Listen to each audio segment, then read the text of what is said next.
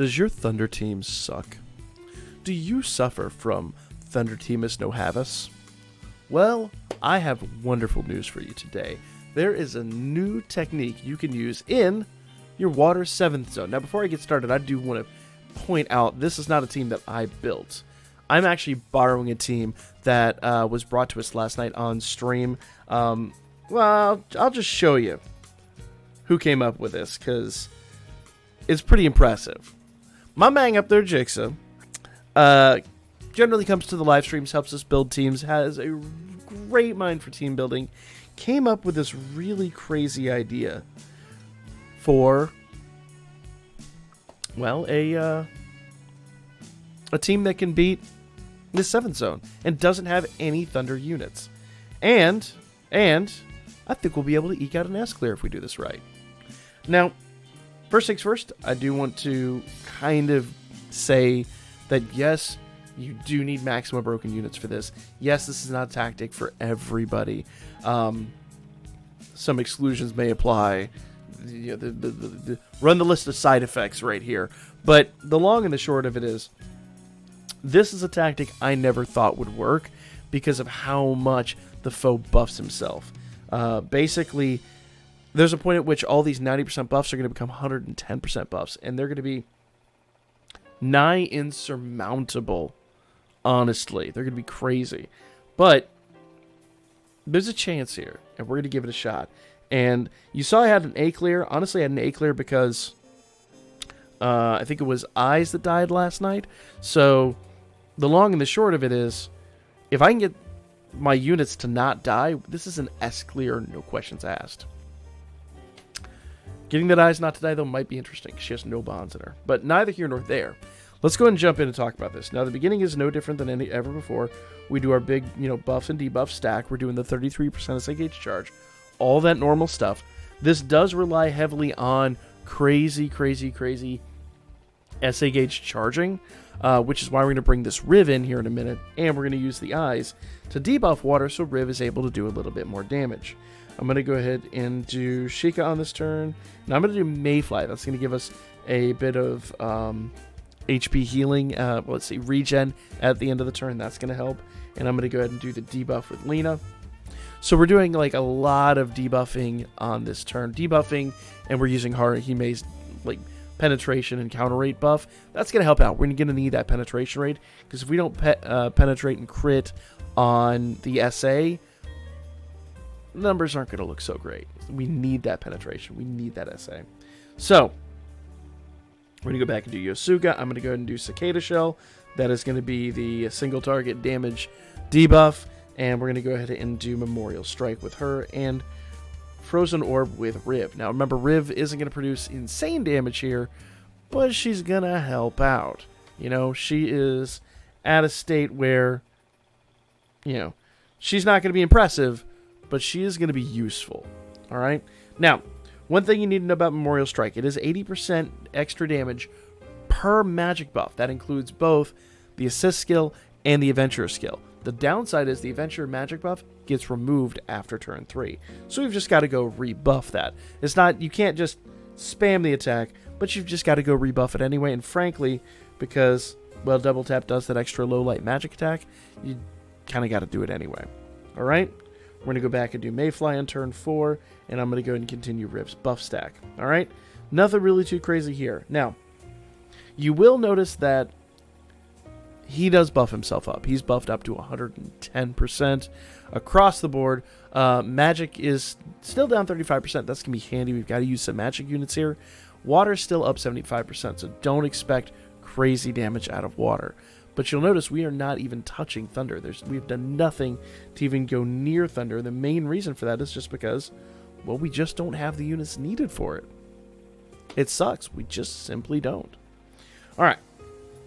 The other thing to be careful of here is Lena is not currently debuffed, but she will be shortly. We need to make sure we wait for those debuffs to drop off before we do her SA. And we'll get to when we're going to SA with her in just a few moments. But let's continue on this path. All right. There we go. I'm actually kind of glad that this... I don't know what it was. Last night on stream, this thing was just producing killer damage. And thankfully today it's not. Alright, so Memorial Strike, we're gonna go back and do that again. Remember, that is gonna remove the magic buff, so at the end of this turn we're gonna go ahead and have to rebuff again.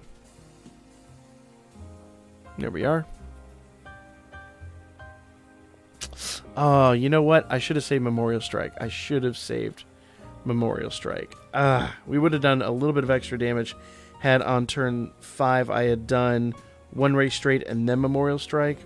So we're going to have a buff round that isn't going to be all that too terribly useful. It's not end of the world stuff. The damage difference is minimal, so it's not, you know, game ending levels of problem. But I really should have done one way straight and then Memorial Strike on turn 6, and you'll see why here in a moment. But it is what it is. I'm going to go ahead and do double tap on this turn. We're going to do Frozen Orb. We're basically going to rebuff all those. The 2 Harus are still being just spammed. Now, turn 3 is the difference. Turn 3 is the big difference in the damage output here. So if you're trying to replicate this, remember, turn 5 use one way straight, turn 6 use a Memorial Strike. You'll get a little bit of extra damage out for that. Alright. So, this turn. Let's just make sure there's no debuffs. We are not debuffed. We will be debuffed middle of turn 7, so we want to make sure we get this out ASAP. We're going to go ahead and do a triple SA, and I'm going to go back and do the main attack with Riv. Let's go. Now, I'm hoping for critical and penetration out of Lena. If I do not get that, the number is not going to look good. So I'm really hoping for that, if I'm honest. Really hoping for that. Alright, let's see what Haruhime produces. This Haruhime actually produces damage, and she does an 80%. Basically, the reason we're doing this is because the first Haru does 100% magic buff. Well, strength and magic buff. This Haru does 80% light buff. Alright, so 500k with crit and penetration, not bad. This unit, I'm hoping she gets crit and pen. If she does, we should expect about 1.5 mil. If she doesn't, well, life's not going to be a lot of fun.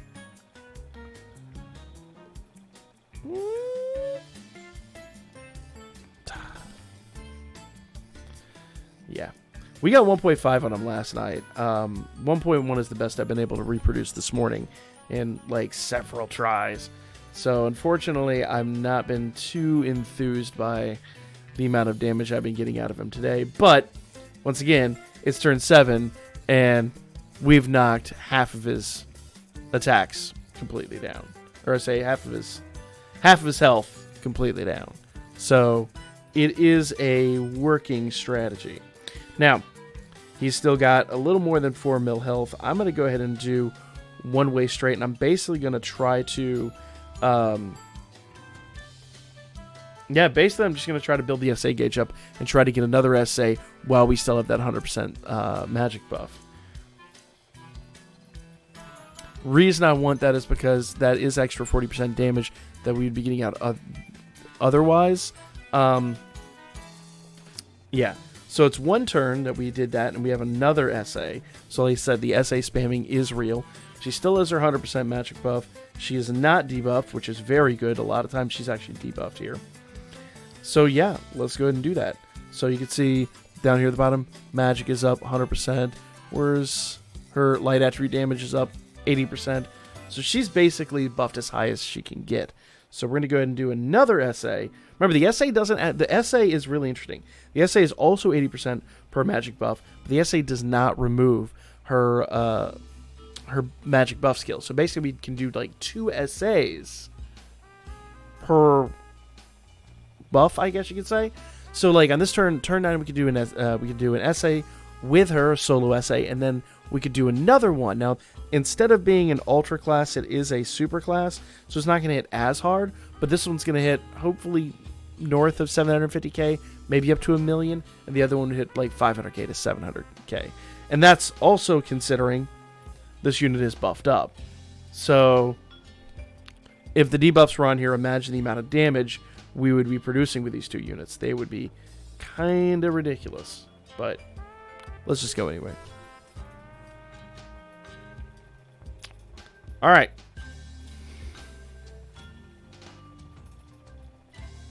Old girl has got problems. I'm just gonna throw that little knowledge nugget out there if you can't tell. All right, not quite a mill, but very good nonetheless. All right, and this is my moment to shine because, oh, do not kill Riv, Haru.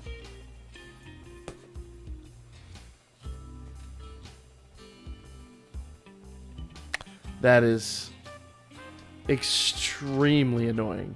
But you know what? He's got just a little over 2 mil health left.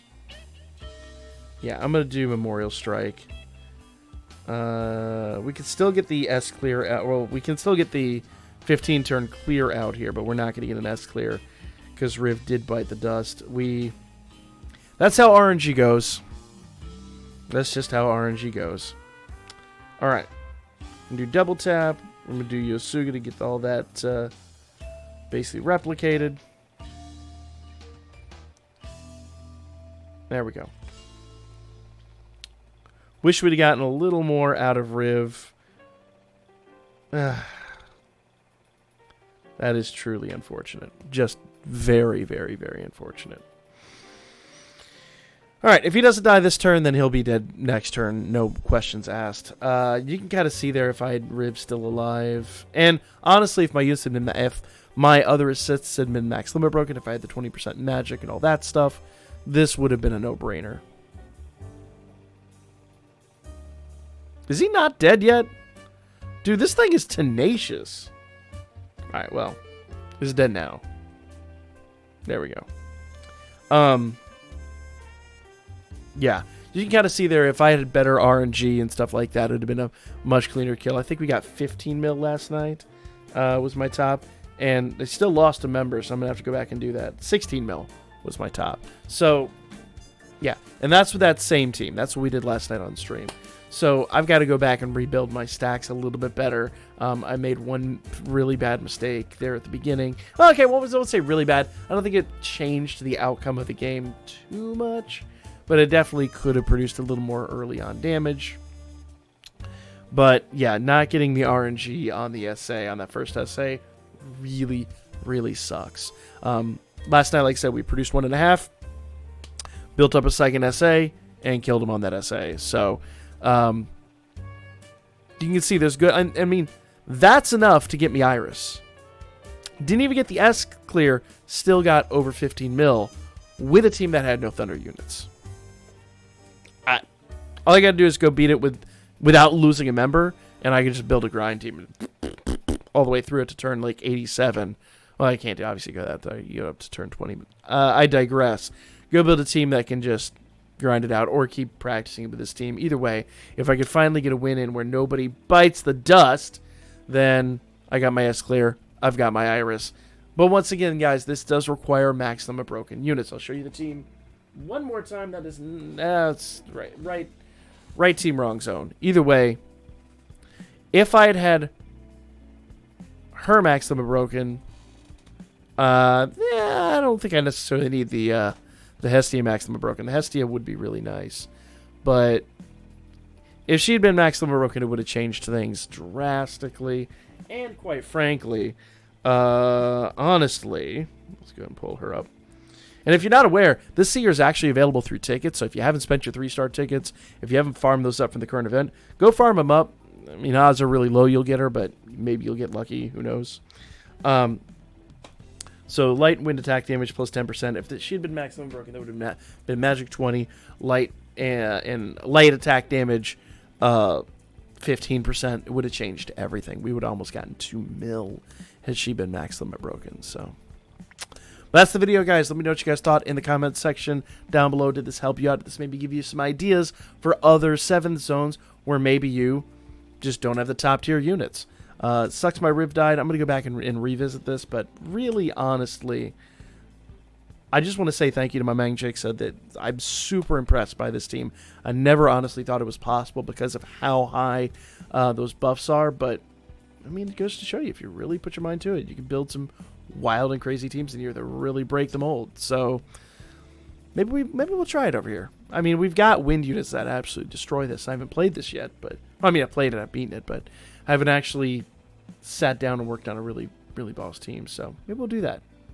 Maybe we'll see if we can break this one. That's gonna be the video, guys. Let me know what you guys think in the comments section, and I'll catch you on the next one.